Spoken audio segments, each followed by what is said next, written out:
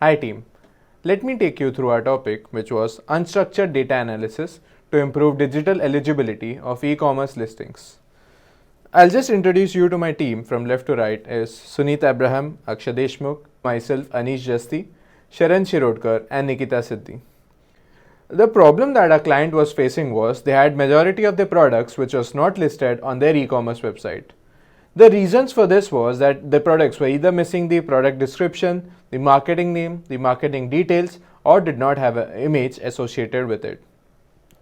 So overall in the scenario of our retailer, they had only 33% of the products which were listed on the e-commerce website, which means 67% of these products were missing out.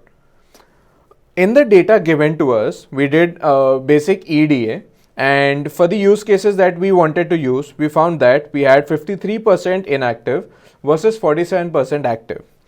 In categories such as health and beauty, I was able to see that 77% of our products were inactive. Multiple categories have expiration dates associated with them, which lowers our profit and increases the cost due to warehousing and storage cost.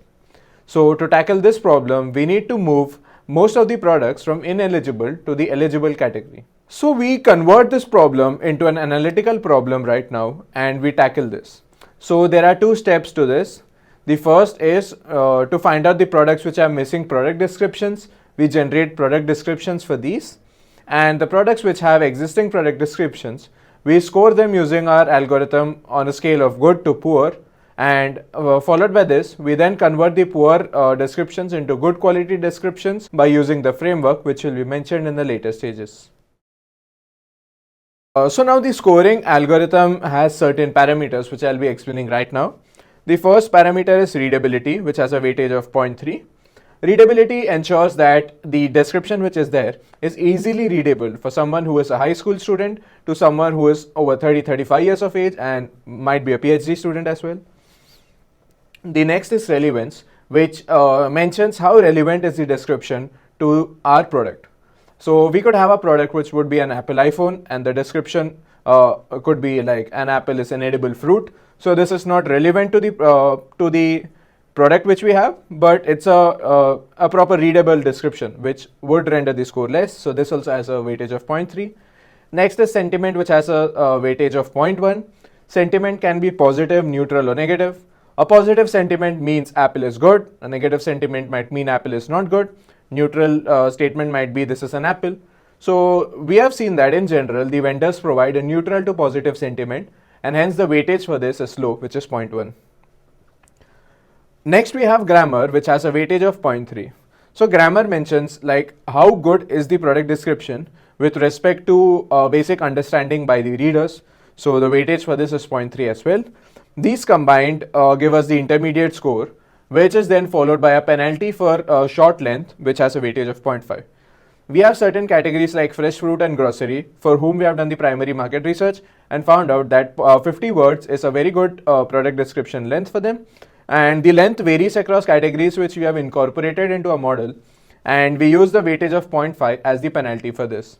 Combining all this, we get a final score, which is then utilized to categorize between good and poor quality descriptions.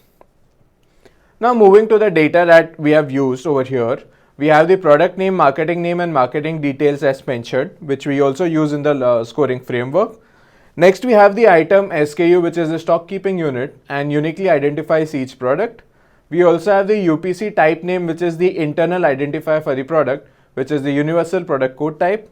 And we also have the URL to the product image, using which we extract text, which is also explained in the later part. Now let's talk about the methodology. The first thing that we do is see the raw data. After seeing the raw data, we apply some exploratory data analysis and see how exactly the data has to be cleaned and what outlier treatment has to be done. Once this is done, we use the scoring algorithm and score the product descriptions. If the score is greater than 50, then we know that we don't have to do anything for this, as the product description itself is good. If the score is less than 50, we have to send it to the OCR method, where the text is scraped from the images and then fed into ChatGPT to create new product descriptions.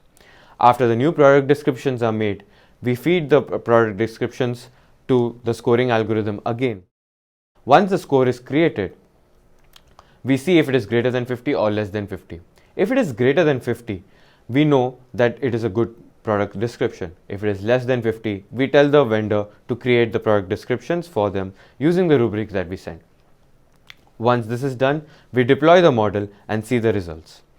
The future scope of this particular model is to implement BERT model instead of using ChatGPT. Now, using ChatGPT gives you great results, but the problem is it's paid, whereas the BERT model is an open AI resource which does not cost as much as the ChatGPT does. The next thing is model building. Now, talking about model building, we ran 1000 rows of each of the particular categories and saw the results. We saw a significant boost in the scores already and an overall improvement of 83%.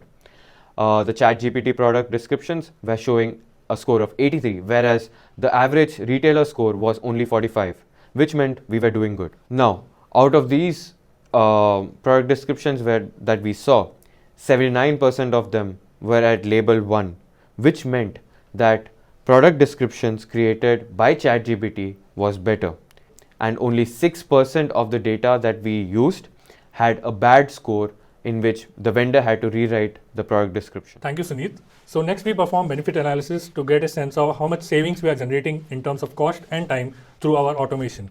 So we considered this for 1 million records analyzed over a range of 10 months. So if a merchandise associate for a client is working, he will have to manually go through all of the descriptions, correct them, and then send it out to the e-commerce website. Whereas in our case, our scoring algorithm is already scoring our description and we are generating accurate descriptions. So in terms of cost, we see that we can reduce approximately 105K US dollars, that is 65% reduction in cost. And in terms of time, we are optimizing 7,600 hours, and that is around 59% reduction. In terms of future scope, we can see that our next scope is that to improving the customer experience and increasing revenue through providing improved digital eligibility. This scoring algorithm and this rubric will help the client to send out personalized recommendations to the vendors in which factors they have to improve for better descriptions. Success of this project can further lead to collaboration between industrial partners and academia. And finally, we would like to thank our industry partner and Purdue MS BAME program for their guidance and support throughout the project. Thank you.